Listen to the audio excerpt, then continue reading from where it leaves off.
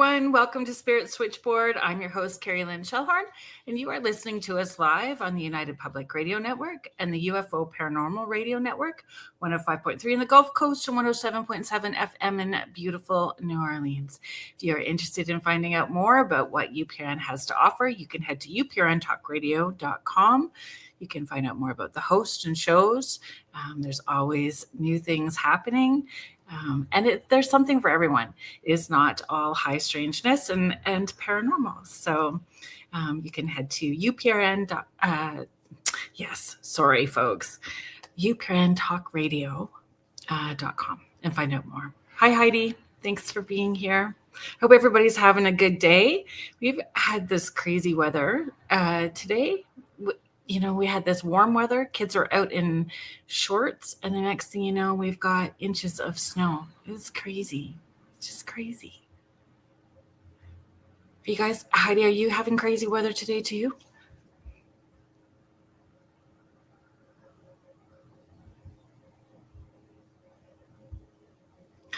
Last week, we had Sasha Graham on the show talking about her new Vampire Tarot deck. So she was a returning guest. It's always fun having hurricane gusty winds there. Yeah, it's crazy weather today. And it's Friday the 13th. So happy Friday the 13th. So maybe that's part of it. It's crazy. Normally, I don't buy into all of that stuff. I think 13 is pretty lucky, and I don't buy into or play into that energy where it's going to be unlucky because I don't want to create it. But weird things have been happening all day. Hi, Carolyn. Thanks for your message earlier today. And thanks for being patient while I sent you pictures while we were traveling.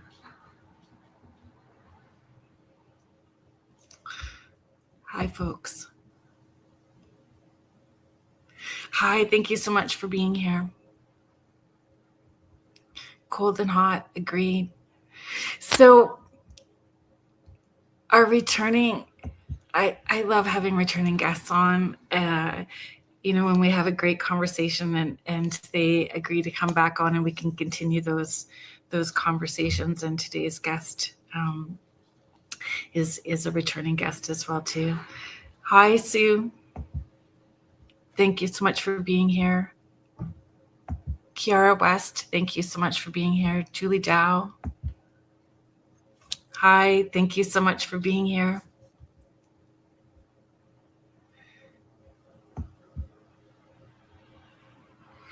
Have you guys in the chat, we have Dennis Estlock coming on, and he's been on before. He's a paranormal investigator, a medium, remote viewer, the owner of the cabin on 360. And we're going to be talking about all of those things: mediumship, remote viewing, stewardship of haunted locations. Those of you that have been following for a while know I love historical places, history, being able to, I don't even know, investigate I use the word investigate, but it's more than that. It's building relationships. There's certain locations that I go back to all the time, and you build relationships up with the spirits that are there.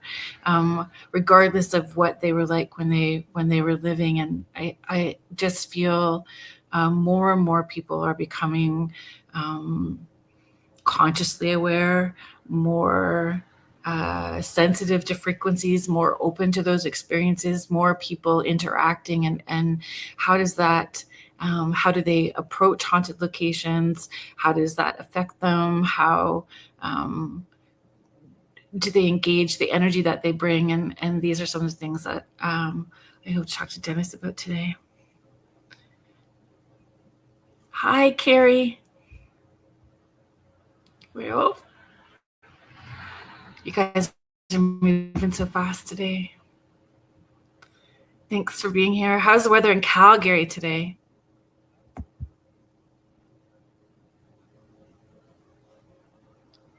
Love the feeling, the old history, walking through old buildings and towns. I do too. Hi, Sandra. Thanks for chiming in. Are you guys getting like crazy weather in Prince Edward Island too? It's funny, Carolyn, I was singing that song in my head earlier. Hi, Teresa. Thank you so much for being here.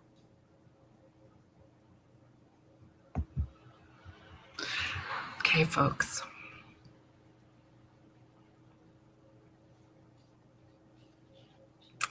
So Dennis Estlock is a medium, remote viewer, and paranormal investigator with over 2 decades of experience.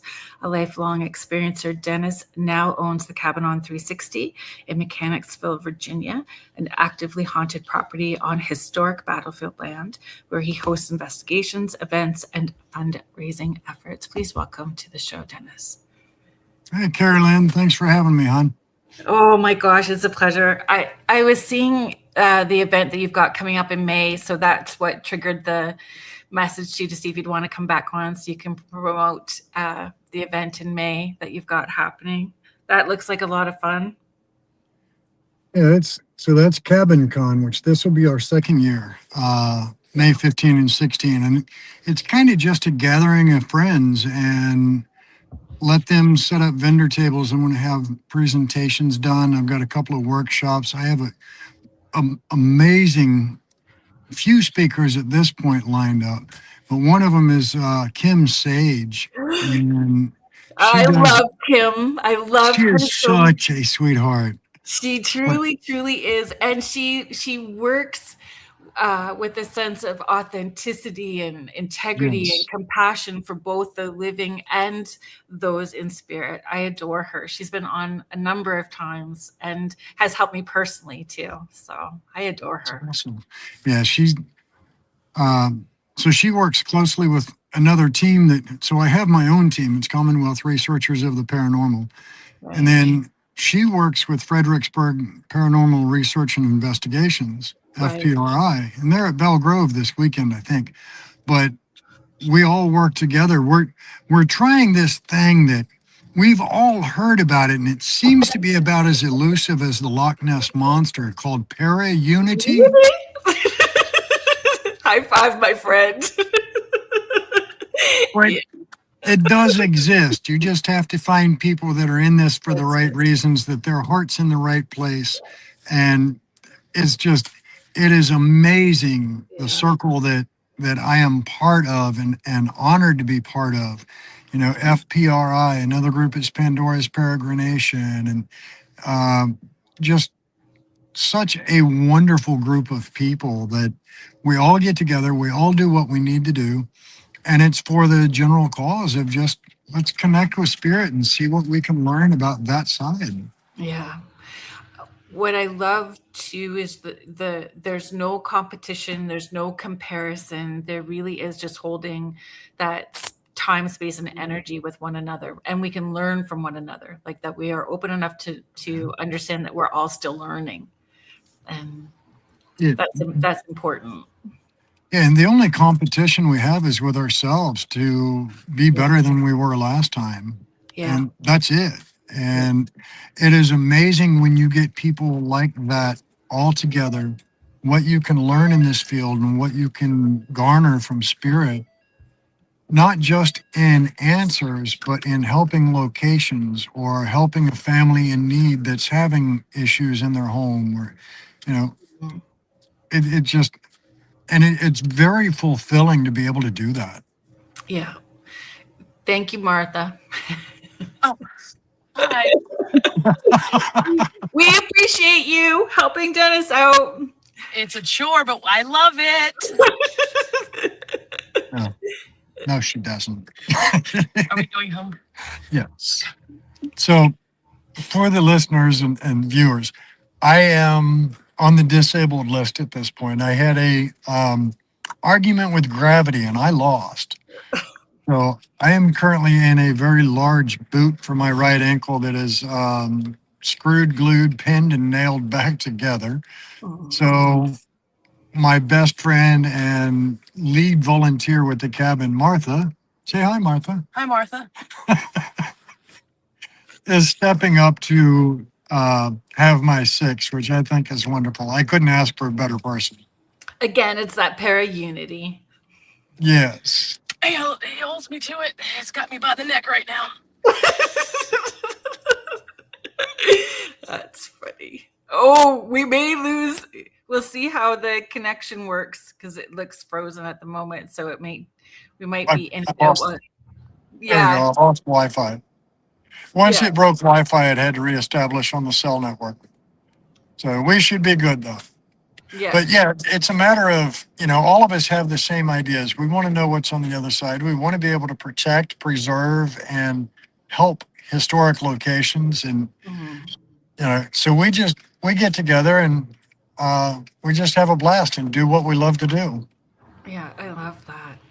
I and it's the history and it's the relationship with the spirits that you create too, right? It's there's a relationship that happens, and um yeah, I find that part very fascinating and rewarding and exciting as well too.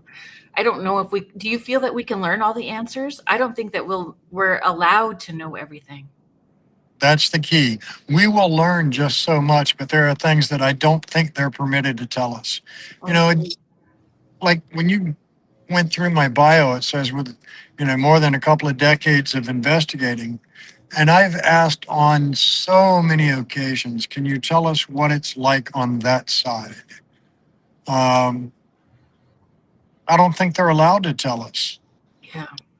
You know, I mean, we can get some things like, is there a sense of time? Can you feel a sense of emotion? Is there empathy on that side? And I've gotten affirmatives on those, but there's so many other questions that we have that I don't think we're allowed to know till we're there. Yeah, I agree. Carrie, I just want to reassure you that Dennis is not driving. He's He is- driving. Stop! Stop that! Says the driver's ed teacher. I'm in fairly good hands anyway. He's princess passenger today. Oh, you believe it? That is all him. Don't let him fool you. Yes, Carrie is Drive Carrie, chauffeur. Carrie is just sharing. I have learned that you have to ask the right questions, and we talked a little bit about that prior to the show airing, before going live, about asking the right questions. So, what is can we talk about that, about asking the right questions? Sure. So I think a lot of times spirits, and especially in locations, if you're going, if you're investigating a private residence where the spirits aren't talked to or interrogated on the weekly basis, then the traditional old humdrum run of the mill, how did you die? When did you die? Those are fine because you're trying to establish that information to see how you can help a family.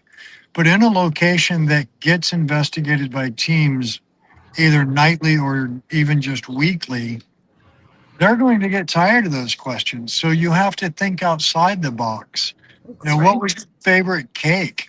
Um, and Carrie. I'm a pie girl, so I always ask about pie. Yeah, well, and I think you had a wonderful question that, like you said, we talked about this before the show. Your question, I think, is wonderful. Did you have a dog? What was your dog's name? What kind of dog did you have? Those are the things that I think spirit are more inclined to answer in your heavily investigated locations, Yeah. because it's not the typical humdrum thing. And another thing that I tell teams that come in, or when we're hosting a public investigation like the charity events, and I've got 40 or 50 guests, I'm always telling them, don't go in there and treat it like an FBI interrogation. They're going to shut down. If you go in with that, when did you die? How did you die? What did you die of? They're just going to get tired and they're going to shut down on you. Keep it friendly. I did we did a group event just the other week, and I stepped up in front of one of the women there, and I'm like, if you walk in like this, and I'm standing right in front of her, and I'm like, is there anybody here who wants to talk to us? And I'm just staring straight at her face. And I'm like, now, you as a transparent American can see me, but I can't see you. And you're looking at me like I'm stupid because I'm asking, is there anybody here? And meanwhile, you're going, I'm right in front of you. Just walk in and talk to them like you're an old friend coming by. Yeah. Yeah. especially, well, what does it feel like at the cabin for you stewarding that property and investigating and having people come onto the property? How has it changed from prior to ownership to being there more and owning it? Has it changed at all? Yeah, I'm a lot broker and poorer than I was. Yeah. That, you know But what? That was one of the questions, like personally, how has it changed you? And that is part of it. I think that people don't necessarily understand. Like, I talk about that when I take people to places. There's a donation box for a reason. You know, yeah, the yeah, it's not. All right, so I have overhead. I have a lease payment to make. I have a power bill to pay. I have cable bill to pay. Um, if something breaks in the buildings, I'm responsible for it. Plus, I want to improve the property. Um, we spent a couple of $1,000s last year, late summer, to go through and clear back the brush and everything to open the space up a little bit more. And we have an area that, so at the cabin on 360, one of the buildings there is a little brick rancher. And there was a 12-year-old girl on that property that was SA'd and unalived by her half brother. So we're clearing and making a flower garden in her honor. That cost money. So all of these things add up. I want to do we're sit on battlefield from the battles of the Civil War. So I've got a Confederate area that I'm opening up to make an encampment, and a Union area. And, this requires equipment. Those are, they're big tasks. I'm also going to do a Native American site there and honor the natives that were there. And all of this takes money. And if I do just enough to pay the bills, to pay the lease, to pay the power bill on an average month, if I book the full weekend each month, I'm still falling short.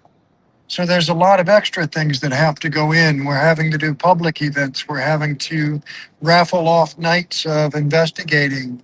I just raffled off an Obelisk 6 device. I saw that. Yeah. That's a cool.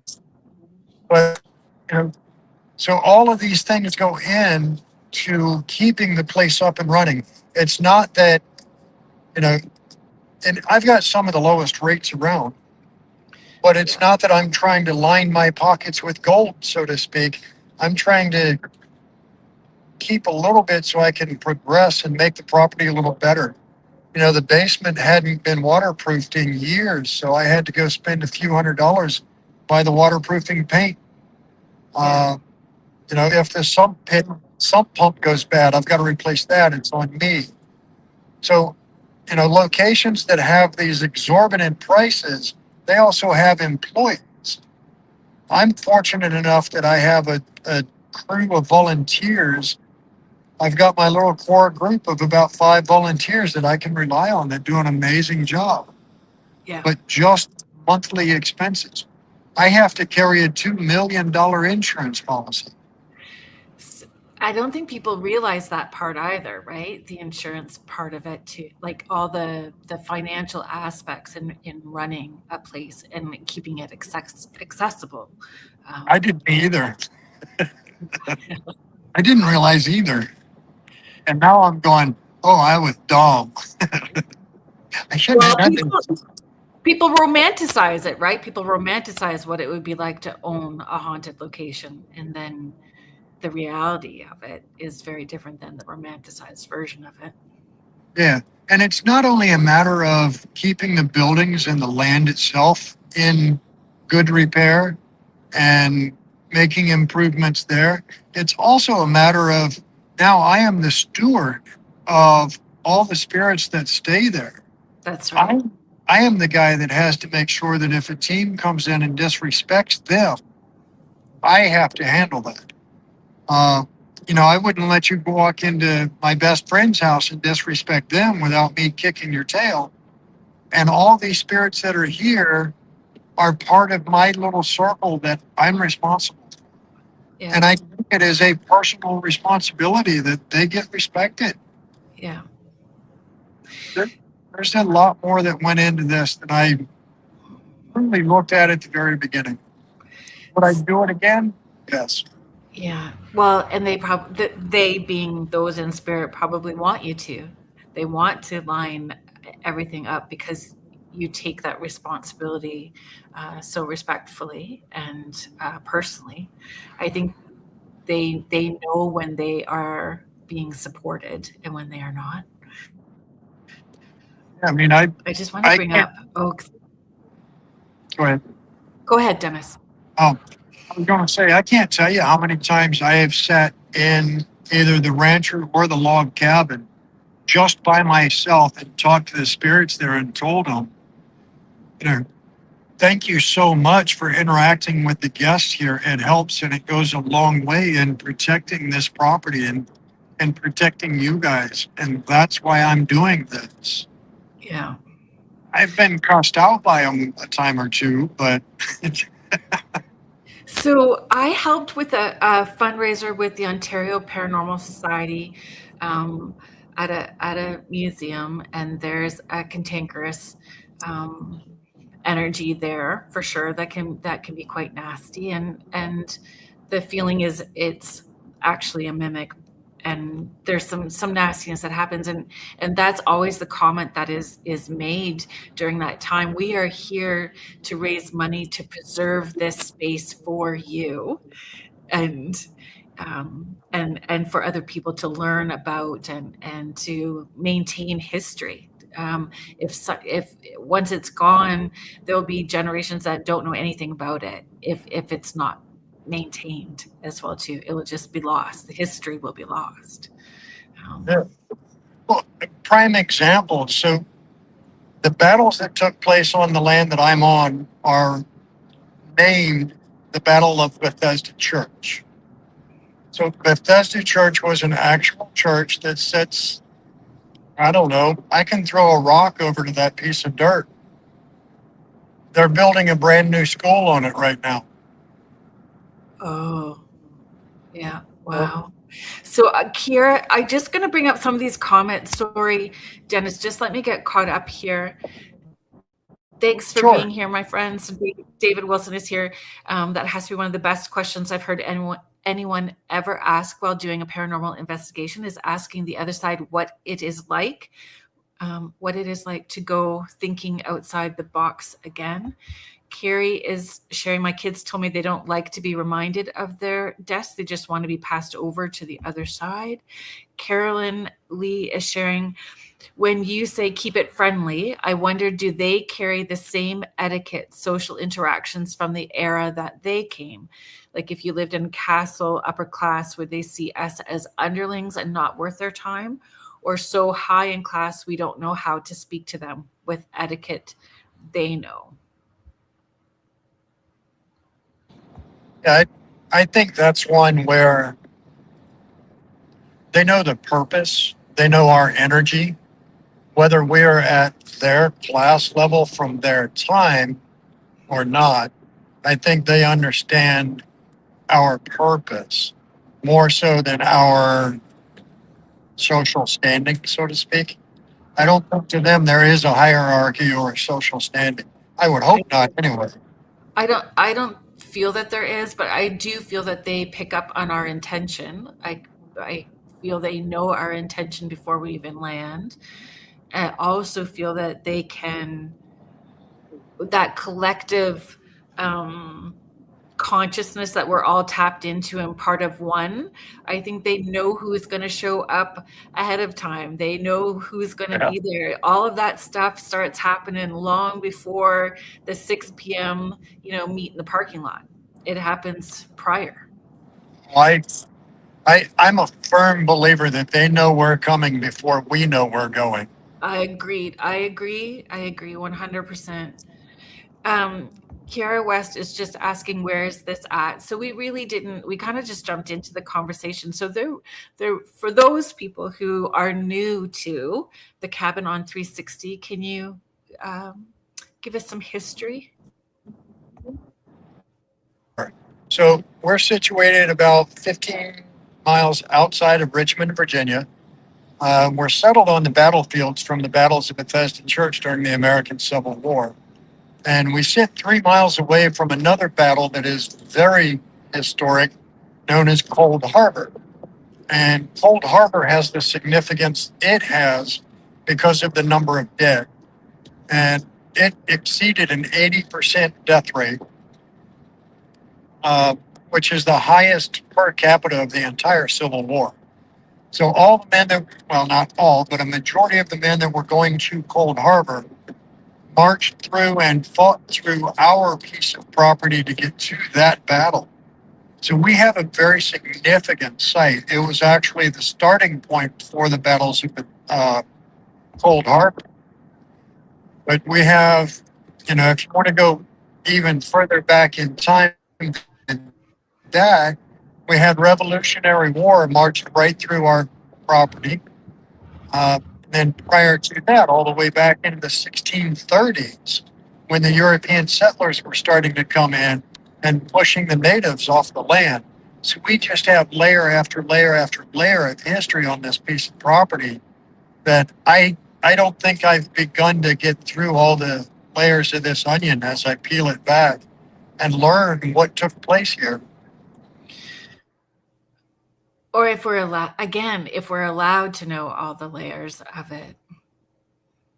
And I feel they can pick and choose who they want to share the information with. Like they feel in alignment with somebody, whatever energy they're bringing. So they'll share that puzzle piece with them. And I love that you're bringing that community together, because the community will be able to get all the puzzle pieces to get all the answers, or that as many as we're allowed to know. I still think there are some parts that we're just not allowed to know in general. And so I got called out to Chicago years ago to speak at an event that Ursula Bielski hosted called Chicago Ghost Con. While I was out there, I got the chance to listen to Chris Fleming do his presentation. And he explained his near-death experience. And the part that stuck with me most, he said he was in the corner of the emergency room watching the doctors and nurses work on his body. And then his favorite actress, for whatever reason, was the one that came and said, "Hey, come with me. I got something to show you." Took him out of the emergency room. He said, once we walked through that door, it was the most beautiful pasture I'd ever seen. The flowers were the most vibrant. The grass was the greenest grass I've ever known. I could feel what the grass felt as the breeze went by and touched it. It's like, I asked at that moment, is this heaven? And the response he got back was, this is my heaven. Yours might be 1,000 times more beautiful than this, but you're not ready yet. I have to take you back. So I think if that is truly the case, that we design our own heaven, I think they're not allowed to tell us what it's like truly over there, because I think too many people that are just absolute warriors and they fight through everyday struggles and they fight through those things that would take down a weaker person. I think they would go, you know what? It's just so beautiful over there. I'm just going to give up anyway and exercise free will and take themselves home. So that's interesting. My grandpa, anyway, Chris Fleming connected with my grandpa, and my grandpa had a near-death experience, and he saw flowers, wild roses, fields of wild roses, and all the horses that his family ever owned, and all of his brothers and his dad. And he said, I know that I'm not scared to die now, because when I die, I'm going to this space to be with my family, the horses, and this space. And I had an experience when I was giving a reading and saw through this person's eyes. It was a very different reading for me. And you and I both remote view, and how we work, I feel it's very similar, but it was very different for me. It was really very much being put inside this person's body as he had a very traumatic death. And then they showed me him wrapped this gauzy material floating, and what I perceive as angels, thousands of them all around, and his family, and there was singing, and there's colors I can't describe, I don't have words for. It was, I got very weepy because it was the most unconditionally loving frequency I'd ever tapped into before.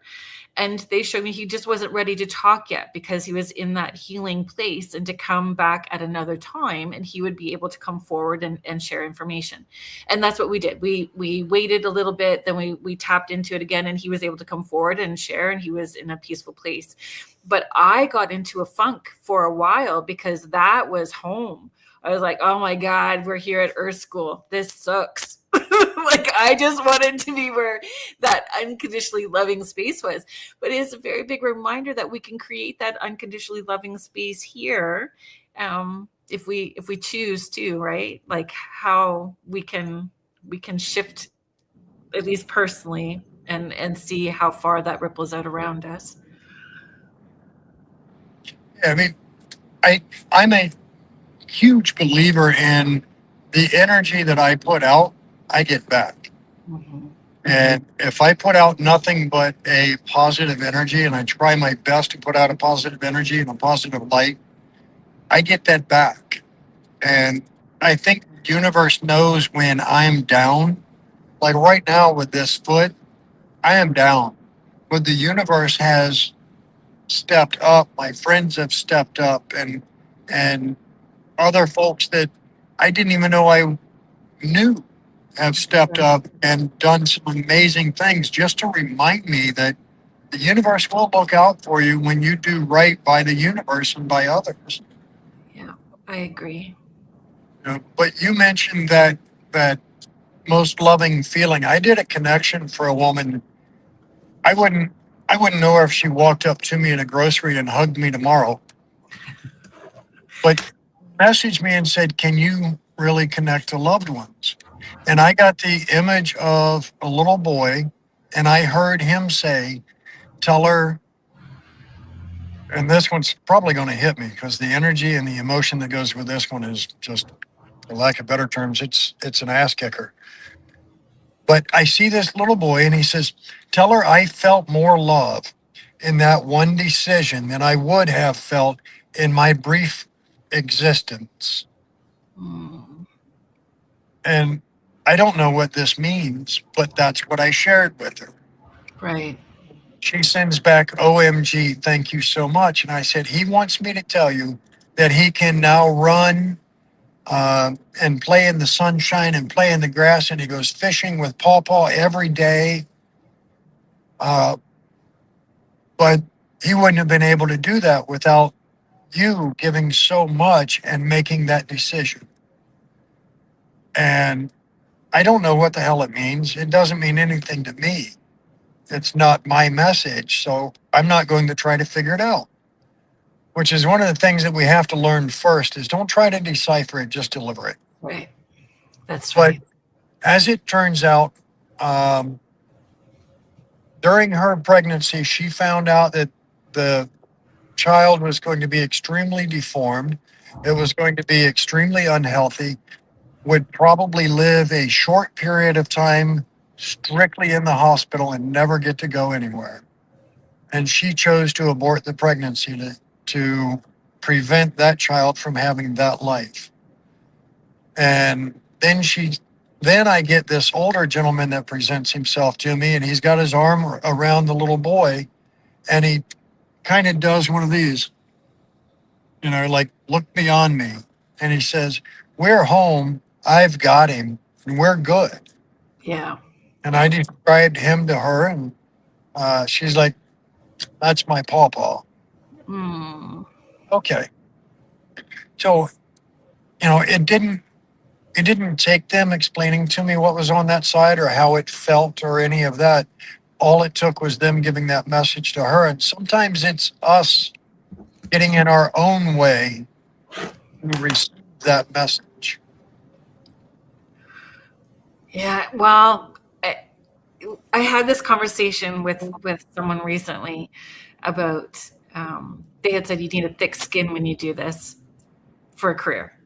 And I said, I don't think I have a thick skin, right? I don't think that I have a thick skin, but anyway, you learn to let go, right? I had someone say to me that they loved watching me work because when people tell me no, I just go, and just keep going. Because it's not for me to figure out, right? It just is what it is. I have a question, and those ones are powerful when it comes to losses, pregnancy losses in whatever form, if it's chosen ending, a miscarriage, adoption, any of that stuff. Those are very tender ones, raw sessions to walk through, and powerful and life-changing for people who may feel so disconnected from the other side. And that plays a very big part in what we're able to do, that there is no disconnection, that the connection's always remaining, that love continues, and that healing can happen at any time, right? Like it's very heavy responsibility. For this woman, it wasn't a super recent event where she had to end that pregnancy. It had been a year or more. And she said she was carrying that burden and that emotional guilt that, could I have done it differently? Was there a better opportunity or a better option?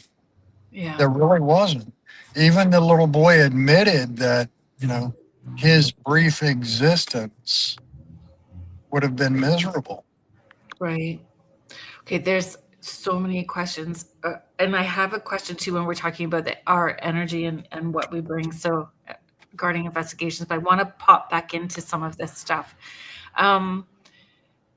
Lisa Morrissey, hello. It's so good to see your name up here. I hope that you are doing well. Another medium, folks, in our chat. And Lisa, if you've got anything that you would like to chime in and share to be a part of the conversation, please feel free to do so. Jody Schott, another medium and sensitive in our chat. We've got all of our folks. Sherry Madigan, thank you so much for being here. Ma James. Intuitively, I would think that they are past the politics of this world and have the answers to their belief system, whether they were seeking them or not.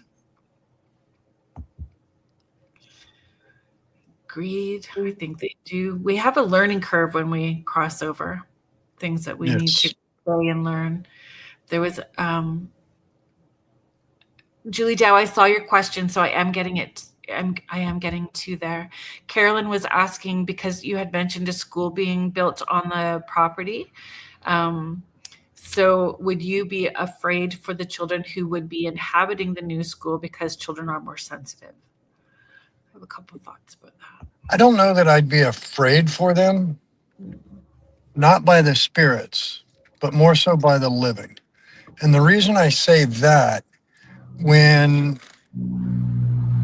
let's say the little first grade Johnny sees a soldier there, a spirit, and tries talking about it, they're going to question whether or not he is having a psychotic episode. Maybe he's got schizophrenia. He can see people that aren't there. He's hearing voices that nobody else hears. Is there something wrong? Do we need to medicate him? That's my fear for those children. Yes. Not by the spirits, because the spirits are going to look out for them. That was the reality for my daughter. In grade 4, her elementary school was kitty corner. On every other corner was part of the cemetery. So the children's section, the mausoleums, and then the rest of it. And she was new to that school because we had moved. And she was like, Mom, the spirits are a lot. She said, like, go to the bathroom. They're there. And I said, so you know what you need to do. You are there for school. You tell them what the boundaries are. And if they need help, you tell them, Mommy and you will be there on Saturday. We'll go Saturday and we can talk to them and we can help them and we can do those things, right? So we made a plan, but she tried talking to somebody at the school and it didn't necessarily go well. But again, as energy workers, are we able to hold or shift the land there for that for the kiddos where the school is being built? Can we do healing work for the land? I think that's a possibility as well.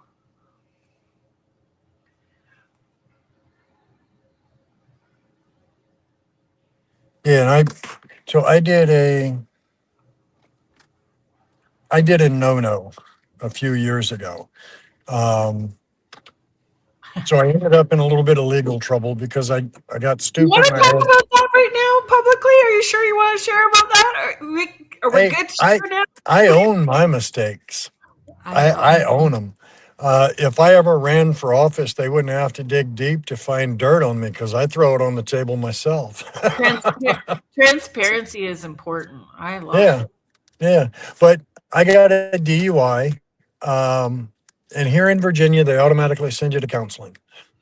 So, in speaking with my counselor, which her and I hit it off very well, I had to go through 6 weeks of classes with her.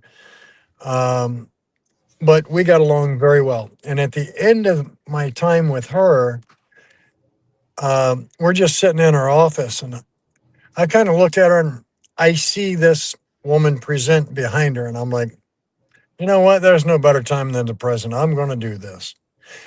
Solange, let me ask you, with a doctorate on the wall, a master's degree on the wall, if someone were to tell you that they can see, hear, and talk to people that others can't, what would you think? And she's like, well, first thought would be some sort of psychosis, like schizophrenia. Wait, do you hear voices? Yeah. Kind of like the one that I'm hearing now that tells me your aunt wants me to let you know she's very happy that you're the one that got her black pearl necklace and you keep it in the jewelry box on top of your jewelry box on your dresser. And you talk to her frequently and tell her how much you miss her and how much you appreciate her pushing you to succeed. And of course, at this point, I've got, Yep. and then it was how the F do you know any of this? And I'm like, she's standing right there telling me, and you get the head whip. Yeah. Well, this progresses, like I share this with her, and her next question to me is, you realize what you've done, right? And I'm like, yeah, I gave you a message from a loved one. And she's like, no, no, no, no, no. Much more beyond that. Give you a little bit of peace. Well, yeah, that too, but you've also shit on every ounce of education that I've got here because every book here tells me you can't do that. And I went, yeah, well, I'm sorry, but you can. And then we get to the next issue. I've got a young boy that presented himself to me that's standing off in the corner. And he's telling me, tell her that her patient, Bobby, doesn't need medicated. Please don't let her medicate him. He sees me and we talk, and he's the only one I talk to on that side. So, of course, I share this with her. So you've got a little patient, I want to say he's about 10. His name's Bobby, that he's got an imaginary friend, little Johnny, right? How do you know that? His imaginary friend is standing in the corner cheering for your patient that you don't medicate him. He doesn't need medicated. Yeah. And that's what it came down to, was literally me proving to her that this works, this can be done, that you can talk to those on that side. And I probably kept that child, I hope I kept that child from being medicated. And that's what scares me most about them building on this historic site, an elementary school. It's going to give children problems because they're going to see these spirits, and the spirits are going to be unintentionally interacting with them from time to time, or they're going to see them or hear them, something. And then all of a sudden you've got this little student that's telling mom and dad or telling the teacher that, have you ever seen the soldier that stands in the corner over there? He talks to me. And now they're going to think the child needs medicated. The Pollyanna rose-colored glasses, Pollyanna in me and rose-colored glasses that I prefer to wear or like to wear, would hope that because there's so much more awareness now, more people are having these conversations are becoming much more easier now than they were 20 years ago, that there'll be support for those kiddos that are in that in that space, and you're right beside them. So who knows? Like maybe there will be, maybe it's being built for a reason, with you as the neighbor. So I hope so. I hope so. You know, if we're not stewards of our history goes away. And if we're not stewards of the spirits, that's they right. get restless and they get to be a little cantankerous. So Yeah. hopefully, my stewardship of the spirits that are in that immediate area, we know they have a great communication system on that side. So So I'm hoping the spirits at my location have told the spirits at that location, come down here and leave the children alone. yeah, Hopefully. Julie Dow was asking, who built the cabin and how old it is, or how old So, is it? so the land was bought in July of 1978 by Jones Realty and Construction. They built the cabin to be a model home for log cabin sales. So it was built in 1979, 1980. The brick rancher next door was somewhere pre 1952. The earliest information I can find on it is simply an aerial photograph showing the building. But I can't find any records at the county courthouse showing that house. It wasn't even on the survey plat when they bought the land in 78. Wow. But I don't know why it's become a gathering point, so to speak. My only thought is well, when I first started doing this, my first banner, the tagline, so to speak, was, "What has history done to the land?" And I think that is why it's such an active location and why there are so many spirits there. I mean, I'm going to take a ballpark guess somewhere between 5 and 7 spirits in the log cabin alone. But we always have passerby or pass throughs. The Brick Rancher, I think, has at least 4 to 6. And then we always end up with pass through visits there too. So I think it's kind of a beacon for the other spirits around. Do we open the door though with the tools that we're using? You know, when we've got those pass throughs, are we opening the door and inviting more through, with the tools that we're using? Even I think, us, like we're a tool, oh yeah, I've said been called in a a tool a positive lot. way. Ditto.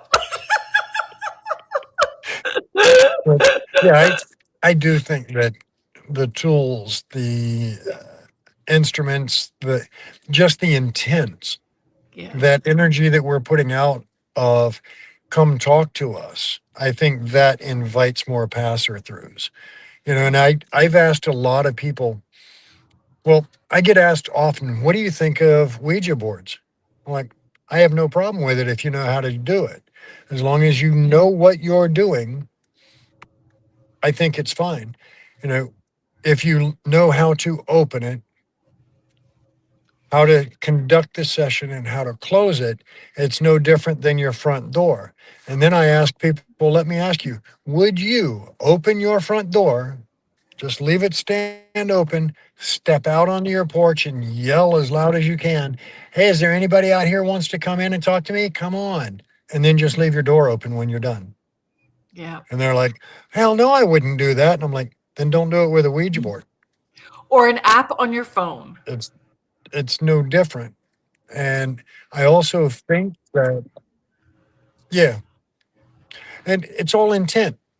Yeah. Um, I compare any instrumentation that we have to a Ouija board. It is asking the same thing. With a Ouija board, we are setting our fingers on that planchette and we're asking spirit to come through and interact with this. With a voice recorder, we're asking spirit to step up and interact with this. With K2 meters, REM pods, any device that we're using, we're asking spirit to come up and interact with that device. Yeah. What is the difference between anything else that I lay out on the table and a Ouija board? The fact that our fingers are touching the planchette, that's not a difference because your fingers are touching the voice recorder. So there's no It's all difference. intention. It's all I intent and education. agreed. At the education part, agreed. The education part. I started doing paranormal dining with the dead. So I've been doing dining with the dead at restaurants for like 14 years now. So the paranormal is at locations that have that haunted history, and I bring all my paranormal equipment, and then I'm able to educate people. This is how it works, why it works. We can't do data research in the restaurant because everything's turned on, so we have the influences, but it's a good way to educate everybody about the influences and how it will influence the equipment. But I'm loving it. I love the education part of it. It's super important. Oh, look, Miss Rhonda's in the house. So Rhonda Harris, hello. Hello, Ms. Rhonda. Yeah, there's another gentleman local to my area, John Cushman, and he does dining with a ghost or Love dinner it. with a ghost. Yeah. He does dinner with a ghost. And it's kind of the same thing. He teaches about the equipment. He serves a 4-course meal, sets a table spot up off by itself, full table setting for that, with a lot of instrumentation around on the table. And it's just inviting spirit to come join them for dinner.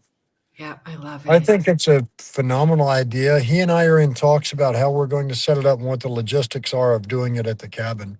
Oh, I think that's fantastic. I'd love to do that. I want to comment on this really quickly. Kiara West, I see your comment. I've worked with so many people with developmental disabilities for years, diagnosed with schizophrenia, and they just seem to see spirits to me. So, going back to what you were talking about, Dennis, there's a fabulous book. Oh my gosh, very long time ago, 19 years ago, when my kiddo was 2, I had my first podcast. It was for parenting kids that were intuitive. That was my very first podcast that I ever had. And one of the guests I had on was Bill Stillman, and he wrote a book called Conversations with God.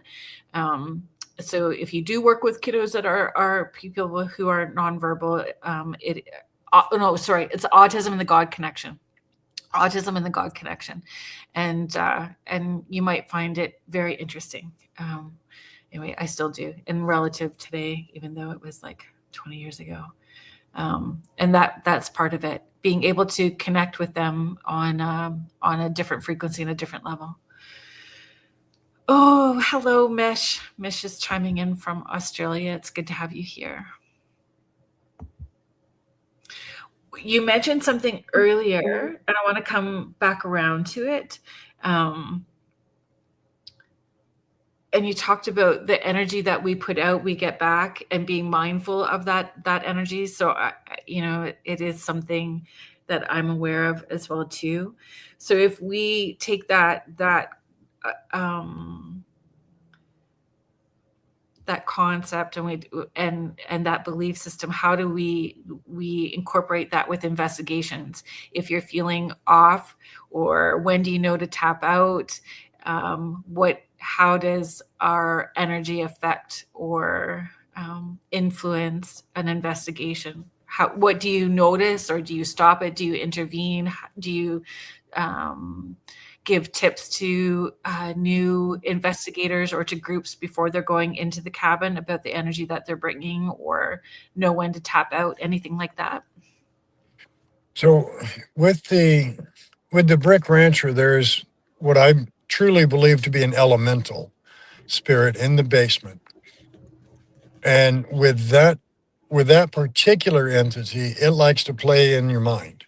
So it will cause anger and potential violence, or at least violent thoughts. So I always tell people, if you notice your emotions change abruptly, or if you look at your best friend and go, man, that Dennis dude in the introduction and everything, he's really weird, isn't he?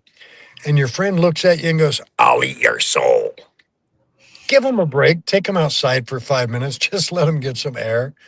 So yeah, there is warning on this, because we all have to be cognizant of what we're taking on board.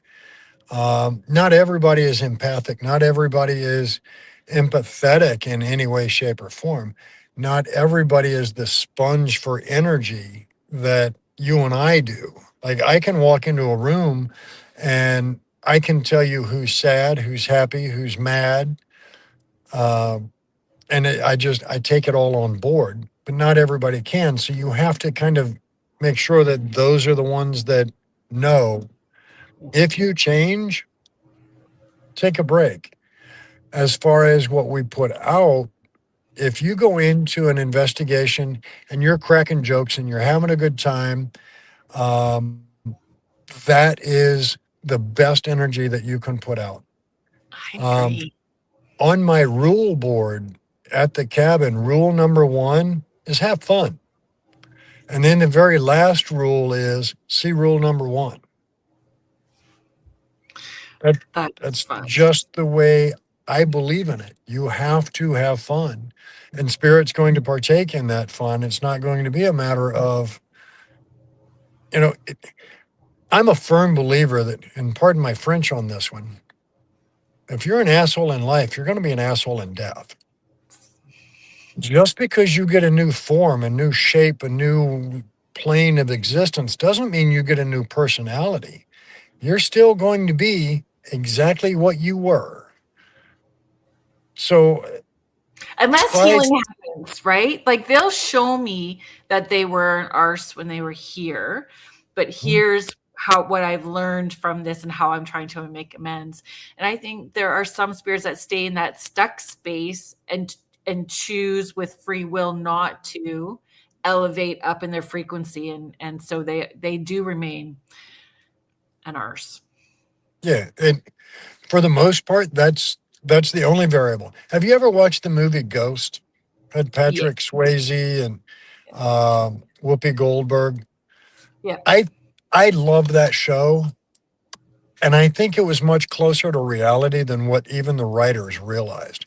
When he's trying to contact his wife, Demi Moore, and she doesn't hear him, she's oblivious to him, even though he's standing right beside her, screaming in her ear. Or when he's in the subway trying to move the bottle cap, Oh yeah. trying to kick the can and falls on his keister. And the other spirit finally walks over to him and goes, "You're not doing this right. You have to focus all of your energy on that, and then you can flick the bottle cap." I think that is a lot more of what it's like on that side than they even realize. And I do this with a lot of people that question me. I'm like, when you first came into this plane of existence, could you walk? Well, no, I was a baby. Oh, could you talk? Well, no, I was a baby. Oh, and on that side, they're babies too. The trouble is we don't know how long.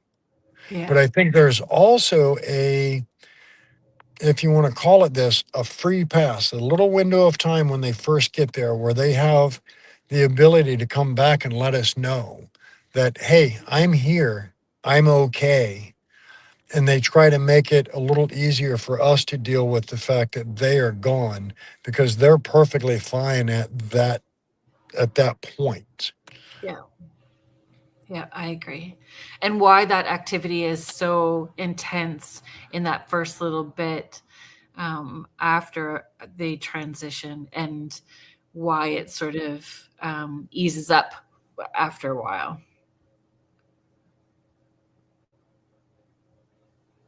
Is one of the things. Oh, Carolyn. Sorry, Dennis. Did you have something you? No, I'm just trying to read. That's why you see me doing this. Because on my screen, it's about that big. So Carolyn is asking, do you get spirits that follow you home or nasty ones? And so I had when you were on last time, did you get a photo of that elemental? I did. Show us? Yeah, you showed us a photo the last time you were on of that elemental. It's a wild photo. Now that one is at the cabin or in the Brick Rancher anyway. I have had spirits come home with me, and fortunately I have dogs. And dogs are extremely sensitive to energy. Their whole world is based on energy. At the time that I had one follow me home, we had 3 dogs.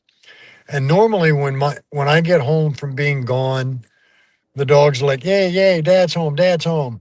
And tails are wagging, the little butts wagging, and the head's bobbing. Well, this particular time, all three dogs did that usual, yay, dad's home, dad's, uh-uh. And they went to the other side of the room and laid down with their back towards me. Oh, okay. Something's off. I know what it is. I stepped outside. I did a grounding session. I did a cleansing and blessing on myself. And I told whatever was with me, you have to go back. You don't belong with me. You go to your home and leave me alone. You are not permitted to be here. I walked back in the house, and now the dogs are perfectly normal again. So it does happen. They can cling to you. Um, and it's not just from a haunted location. That's Let's right. say, going to the grocery, spirit there sees you and goes, wow, they look exactly like my long lost love from high school or whatever. Or they hear you in a conversation, or just your energy feels good to them. Yeah. They can stick to you. Yeah, this little light of mine, bright above your head, right? Like it's that frequency. Agreed that they can show up from anywhere. It doesn't have to be necessarily a haunted location, for sure.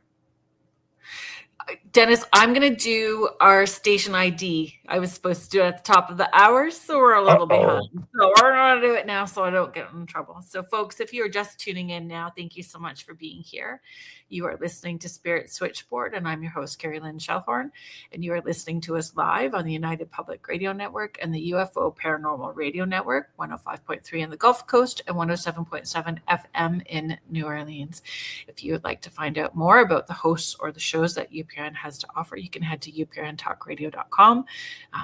There is something for everyone. You can access thousands of archived shows. It is not all high strangeness and paranormal. Today's guest is a returning guest, Dennis Estlock from the Cabin on 360. So we're very excited about having Dennis back on the show. Heidi, driving and listening, thank you so much for driving and listening. I hope that you are feeling well. Heidi's chiming in from Colorado. I'm so behind today. I started way too late, migraine and ickiness. The weather can create that, especially when you are extra sensitive. What happens if we forget the station ID? Well, I don't want to find out what happens if I forget the station ID. I get probably an email that doesn't say, happy hi, Chiquita. It is a what the heck, Chiquita, you forgot this. We don't want to find out. You're welcome, Heidi. Dennis, are we all good? You're back on the road? Yeah, we stopped back at my house, and my wife has now joined us, and we're headed for dinner. Oh my gosh, that's yes. Where are you going for dinner? I'm all about snacks and food, man. It's all about food. We have a Mexican restaurant called El Caporal, and they have a meal that I get it every time we go there.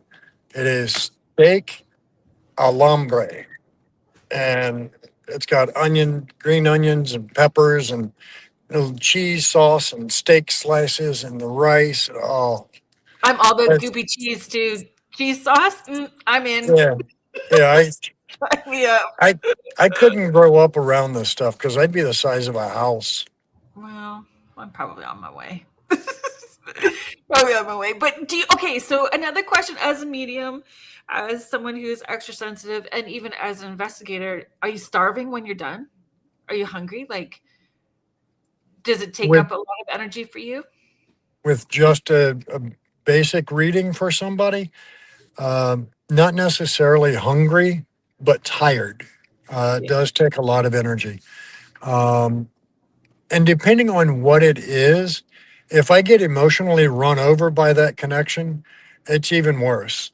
I agree. Like the one that I mentioned a little while ago with the little boy, that one took a huge toll on me. My wife walked outside. I was actually sitting on the back deck, and she comes outside to see me crying and looked at me like I was weird and goes, "What's wrong?" And I just showed her the screen and she went, "Gotcha." She went back inside. Yeah. But that one kicked my keister. You know, I don't know how long that woman had felt guilt or how severe that guilt was. I know it was somewhere around a year. That was the best answer she gave me for a time frame. Um, but she did let me know that I was able to make her feel so much better and relieve her of a lot of that guilt. And the hardest part is if you think about the switchboard operator, like back in the 1950s, where you Mhm. would make a phone call and you'd go, "Hey, Helen, can you connect me over to Doris?" And Helen's sitting in the middle with a headset on and she's plugged into, uh, you know, Alice that's now talking to Doris, and you're in the middle listening to this. You're taking that energy and everything from both sides, and you're Yeah. getting run over. Yes, we do. Yes, we do. And It's we're like a raising our spirit frequency. switchboard. Yes, kind of just like, and we raise our frequency. I've tried to, our frequency is just vibrating so high during that time. So then when we're done, there is that coming down. I get really cold as well, too, when I'm coming down from doing a lot of sessions or a really big event. I get very cold, but I find, just even a handful of chips or something fried or meat. I really crave meat when I'm done. I just want like part of a burger. I just need something that's super grounding, and then I'm good. I like jerky. Oh my It goes, gosh, it me goes a too. long way. I have it all the time in my car when we're doing investigations. I'm the snack girl, so it's always peanut butter cups and jerky. Those two things for sure. Yeah, I got the privilege to go hunting, and I now have a fairly decent stock of venison jerky, Oh and yeah, oh, very. it is so good.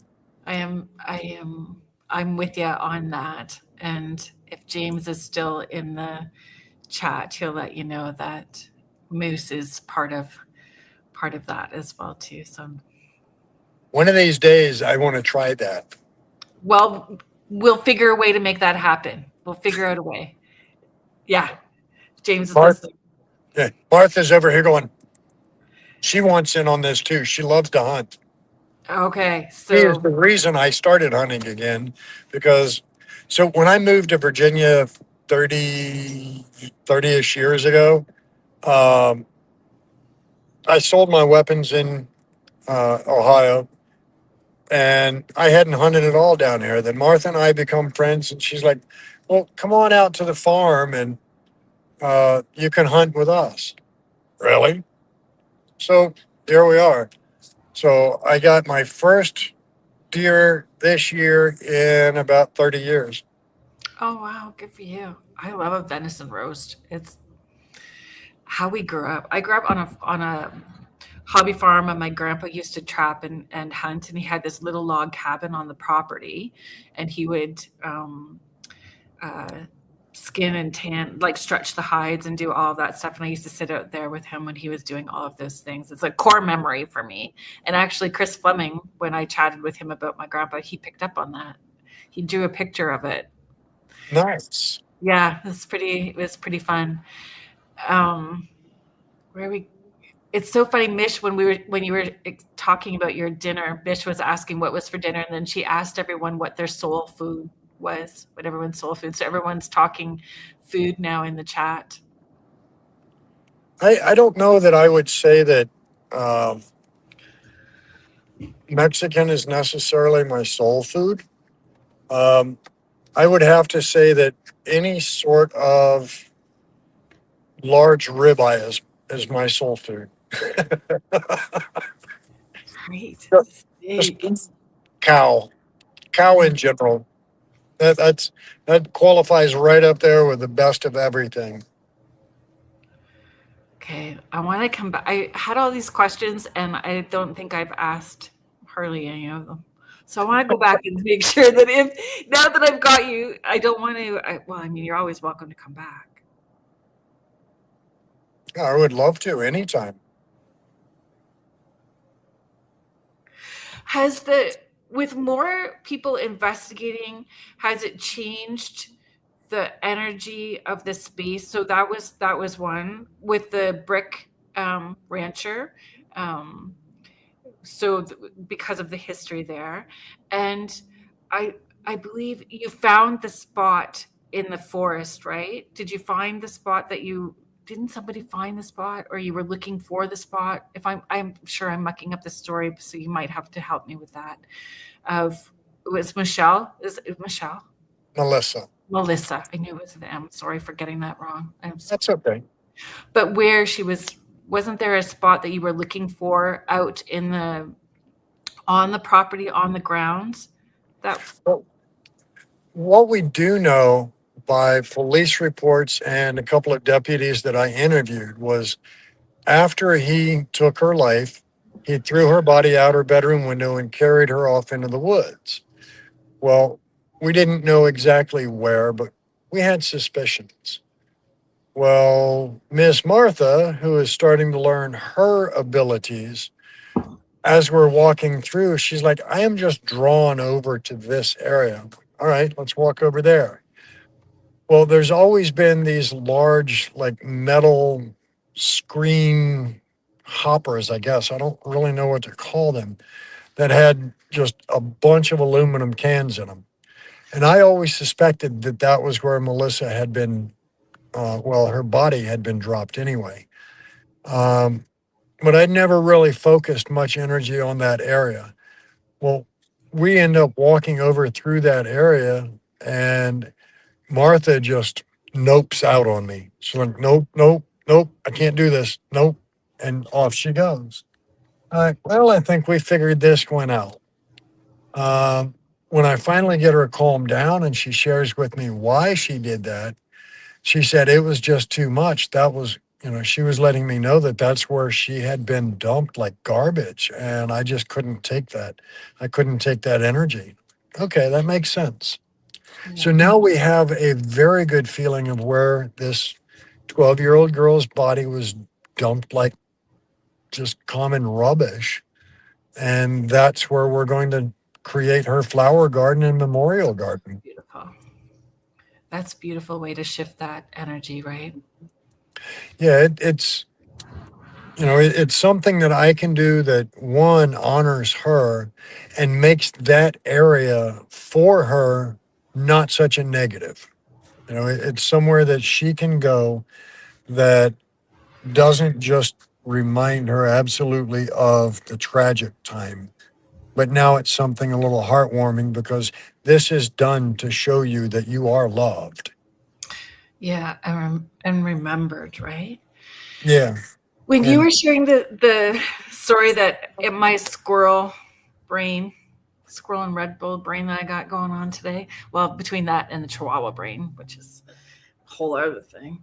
When you were sharing that story about coming up to someone and saying, if I'm right in your face, how would you want to engage, right? When you were sharing that earlier, there is a theory, or people have a theory, that for some spirits, we would appear as the ghosts for them. Have you heard that? I have heard that theory. What if they think we're the ghosts and they're the living? What are your thoughts on that? Well, what's to say that we're actually living real time? That we're not all just part of a giant scenario. Yeah. So I don't know how to quantify whether they think we're the spirit and they're the living. I would think if they were the spirit, or if they were the living and we were the spirit, rather, I would think I would notice changes around me in the environment, in my home, just the way the furniture sits. And I would hope that if I were the spirit, he wouldn't let me make such stupid decisions sometimes. they're not allowed to intervene. Maybe they just made popcorn and want to sit and watch. And they're just sitting back going, I know what my guardian angel looks like, and it's probably very close to this. Oh God, not again. Crazy. I know they're rubbing their temples nightly, going, I can't believe I got him through another one. I think there are. Yeah, I agree to a point, and then I think they're just our biggest cheerleaders, which I like. Yeah, Okay. I know. Sorry. I know that the day that I shattered my foot, came off that roof, I know I had some guardian angels that were there protecting me, because I could be in so much worse shape. Well, how did that happen? Is it okay for me to ask? And you Oh don't have yeah. to. Yeah, it's fine. So I was helping a buddy of mine that's retired. He has a garage that he had built, but needed a wood burning stove in place. So I helped him put the wood burning stove in. I was running the vent, the chimney up.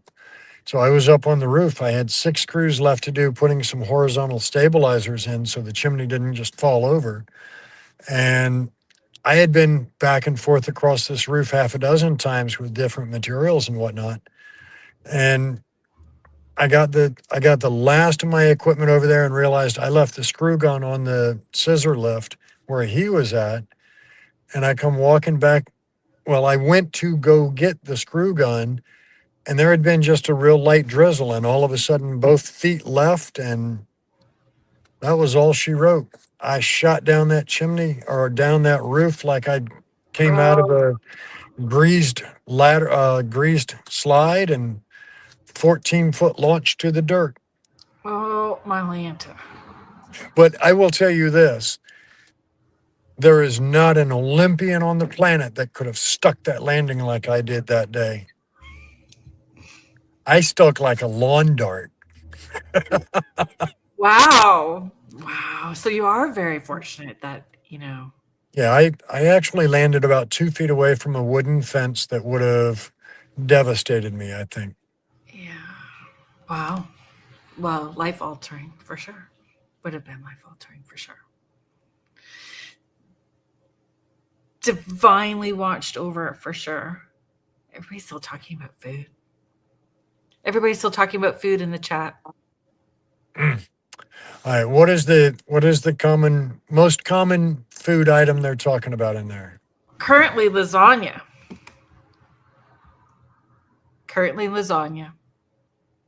Oh, I love that. Currently lasagna. Okay,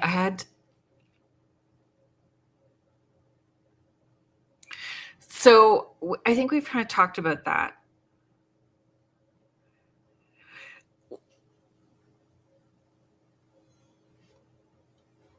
One of the questions I wanted to ask was about mediumship. So for paranormal investigators, what do you think a good paranormal investigator could borrow from mediums, and what do you feel mediums can borrow or learn from disciplined investigators? And we're both, right? So we're kind of in that both world.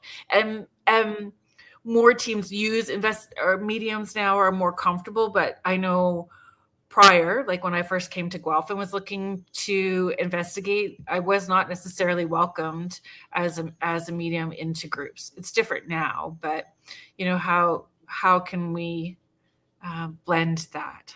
Still listening. What can we learn from each other? So I'm going to tackle that first question. What can investigators learn from mediums? And I would say empathy. Oh, that's a good answer. I like that. As mediums, we have to take on the energy that Spirit is giving us, and we have to be empathetic to that, simply because we know what they're feeling. We know how it feels. We know what that emotion is. We know how crushing that pain can be mentally. So we have to be empathetic to them. And I think if investigators are more empathetic towards the Spirit, they'll get a better result. And as far as what can we as mediums take from the basic investigators, um, I would, I think I would go with a better sense of curiosity because we don't ask a whole lot of questions. We just kind of, or at least the majority that I know, we just kind of sit there and wait for spirit to tell us instead of us prodding them through uh, what we need to know. I don't ask many questions when I'm doing an empathic or a mediumship connection. I let spirit tell me what they want to tell me, and that's pretty much all I get. Oh, I'm nosy. I try not to be. 1,000 questions. What about this? What about this? What about this? I'm pretty nosy. I mean, I try not to be unless I've got a skeptical person that I'm giving the information to. Like the first time that I did a connection in front of my wife, prior to that, she had thought I had just finally flipped my last marble in. The cheese had slid off the cracker and I was done. And I'm like, no, honey, I truly do this. And she's like, well, how do you know what you're saying is right? And I said, because spirit's telling me and they're not going to lie to me. They have no benefit by that. That's right. And she was like, okay. Well, then she brings me a post-it note home and stuck it on the table in front of me. And I'm doing evidence review from an investigation that prior weekend. And I looked at the post-it note and I see this man's name. And then I hear this belly laugh, just this deep belly laugh. And I'm like, okay, we're going to do this. So I shut the laptop, took off the headphones, and I just looked at my wife and I said, all right, what about him? She's like, tell me about him. What do you get? So I actually grilled him so I could get specifics to give her that Right. she would know I hadn't just lost my mind. Because Right. I think she was ready to have me committed, honestly. But, you know, that gentleman did a great job letting me know some details that I wouldn't have known without asking. Right. Well, And of course, then he came back a few nights later and visited. I'm watching TV, just kicked back in my recliner. The wife's in her recliner over there. And I hear that belly laugh again. I'm like, oh, hell, here we go again. So I pay attention to him. And the only thing I did was I asked him, what can I help you with? And he's like, he tells me, tell my daughter, which called her by name, in the drawer to the right of the washing machine, she'll find her jewelry. So I tell my wife, I said, hey, you need to call so and so and tell her this is what I just got told. What? Trust me. So she calls the person that she is told to call, which was actually her friend to begin with, not mine, was actually a coworker with her. But she calls her and says, hey, Dennis says your dad tells him to let you know the jewelry is in the drawer to the right of the washing machine. Now, I didn't ask any more questions. I took that piece of information. He laughed and did his sign off when we were done talking was literally to walk away and wave over his shoulder. That was love it. that. Love it. But, Love it. you know, daughter's like, well, why in the hell would my jewelry be there? I wouldn't have put it there in a million years. I've called the hotel. I've looked through my luggage 3 times and blah, blah.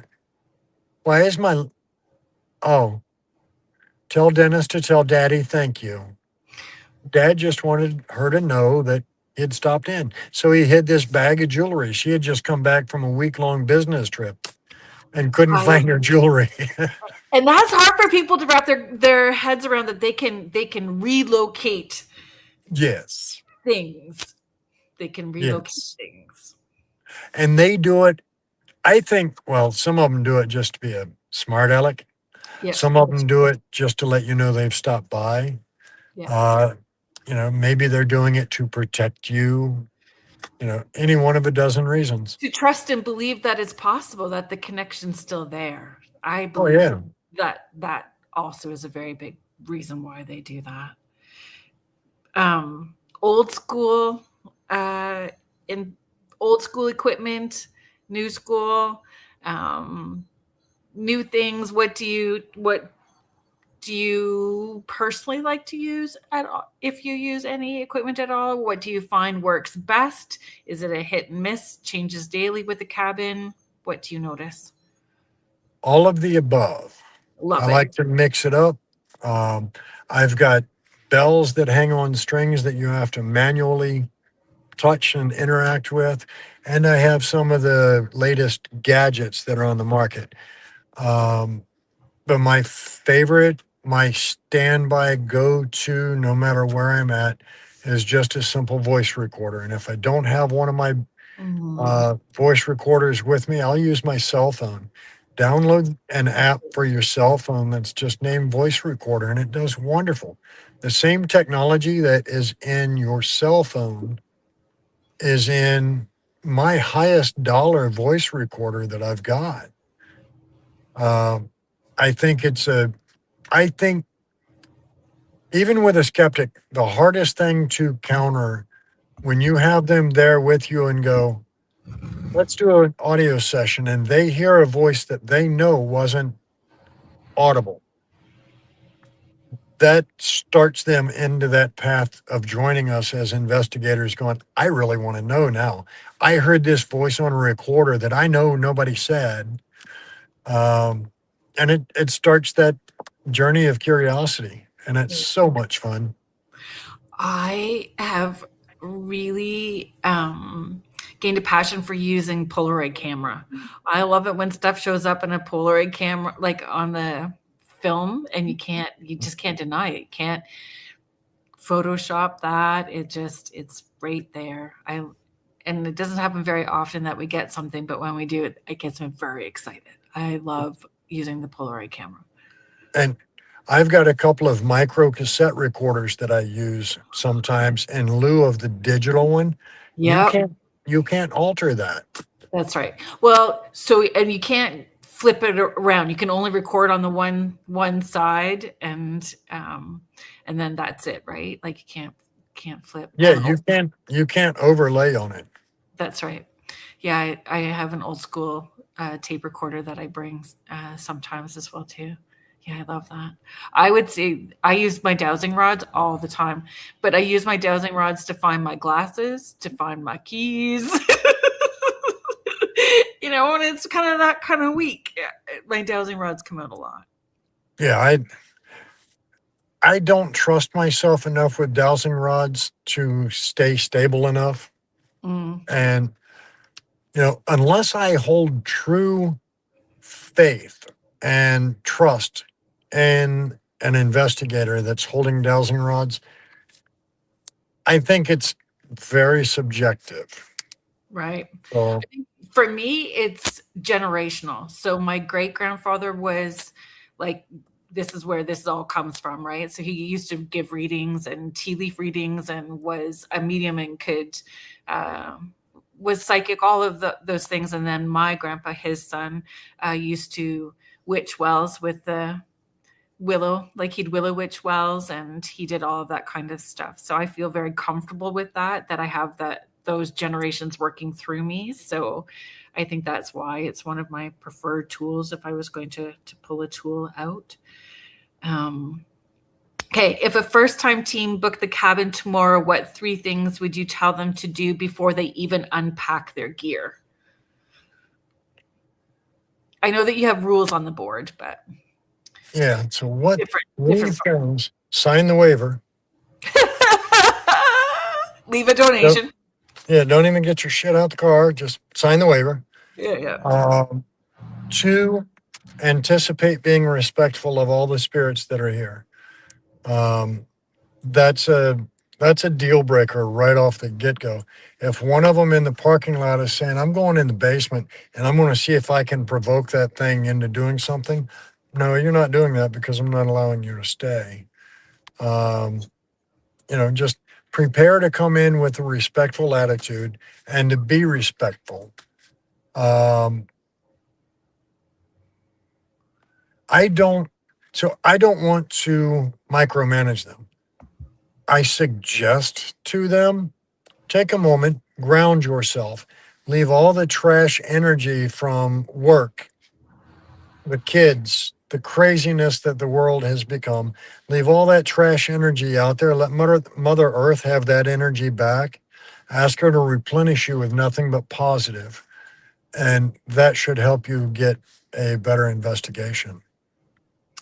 If you could run one ideal experiment with unlimited time, budget, and support, what would you want to test?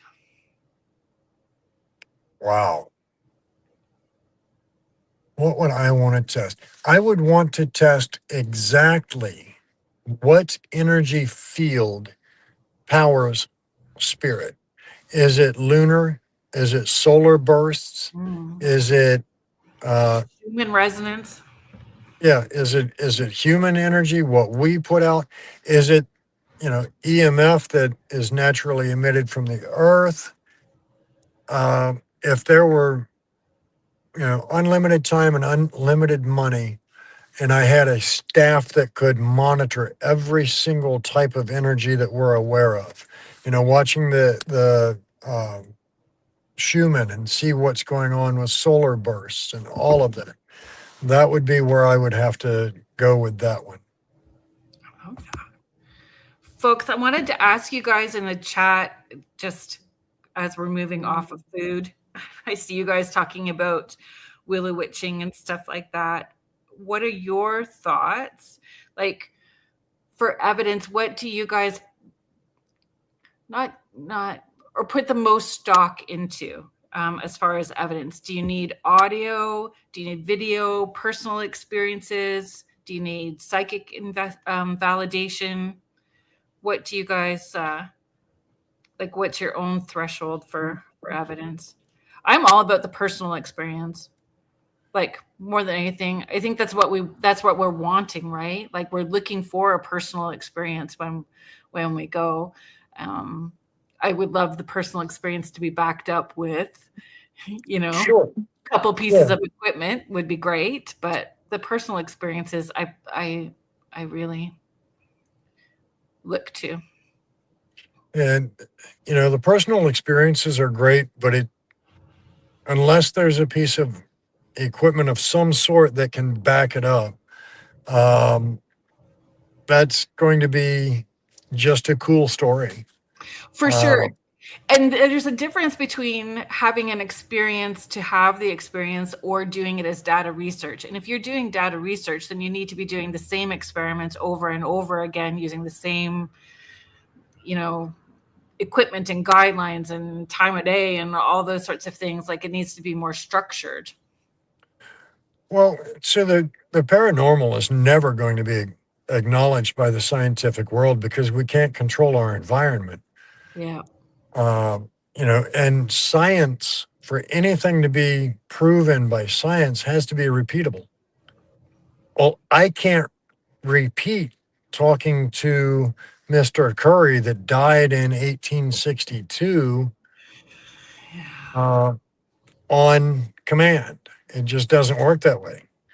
So, the human factor and spirit factor and the spirit factor of, or the human factor of spirit. I don't know how the human factor of spirit. Yep. It just doesn't work. One day, Mr. Curry may want to talk to me, and the next day he might want me to just go away and leave him alone. He's got other things to do, and they didn't include yakking with me. That's right. I sometimes say they just wanted to roll over and have their cigarette. They're done with us now. Like, they're done. They are done for the night. And that's kind of how I felt talking with my wife's friend's dad, because he just we were talking away. He finished answering a few questions I had, and all of a sudden it was just, he turned and walked away and waved over his shoulder like, I'm done, bro. I guess we're done now. Funny. Dennis, we need to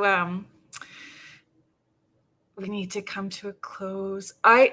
So Mish, we're going to take this question really quickly. Like, we've only got maybe 3 minutes, so we really do need to be mindful, but it's a great question. Mish is asking, do spirits remember our interactions? Yes, I am convinced. I have asked numerous times, do you remember me being here before? I get an affirmative a lot of the time. I remember several times asking, do you recall this instrument and what I did with it? And I get something to light up to give me the affirmative. And I always explain to them what each gadget is. Yeah. So, and how it works and how they can use it to interact with me. And I explained to them, I'm stupid. You have so many advantages over me. I'm stuck in this body and you have that. Yeah. And it makes it easy to interact with them. Yeah, I agree.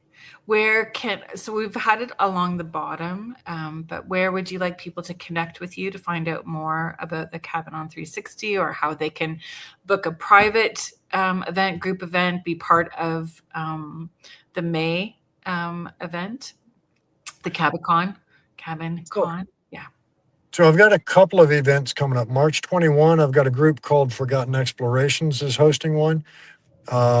Then I have Southern Fakir Paranormal is hosting one. Then we have Cabin Con. I got some big things coming up. But then find out about all of those on our Facebook page, just the Cabin on 360. They can also go to tco360.com. Click the events tab. You'll see what we got going on. Click the booking tab. Check out our calendar. See what's available to book your investigation. I've got some of the lowest rates around. Sunday night through Friday night is only $350. Saturday night is only $400. That gets you both buildings and the battlefield grounds out back in the woods. Trails are cut and marked. It's an awesome time for that little bit of money, and that's up to 10 people each night.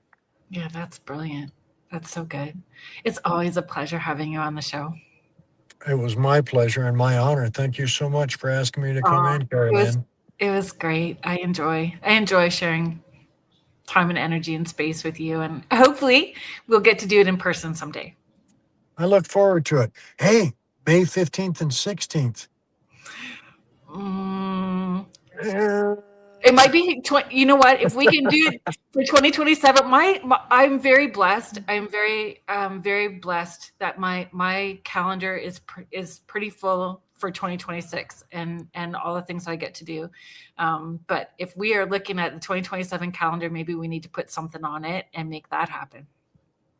Well, as soon as I have it set in stone that I still have the honor and the privilege of operating the Cabin on 360 through 2027, if I am blessed enough, I will be able to buy it and, be shitloads in debt. But right now I just hold lease on it. So if I'm privileged enough to have ownership of it, or at least still have control in 2027, I would love to have you come down, join us. I'm sure Kim Sage would have a blast hanging out with you. So, and Lisa Crick, like, we just keep trying to plan time together, and I was trying to coax them up here, but maybe it's needing to happen down there. Thank you so much. Everyone is saying great guest spot tonight. Dennis is a breath of fresh air. Great show. Thank you so much. Oh, well, thank you guys so much. Yeah. I appreciate you, and I appreciate your audience for being so kind and giving an old guy some grace.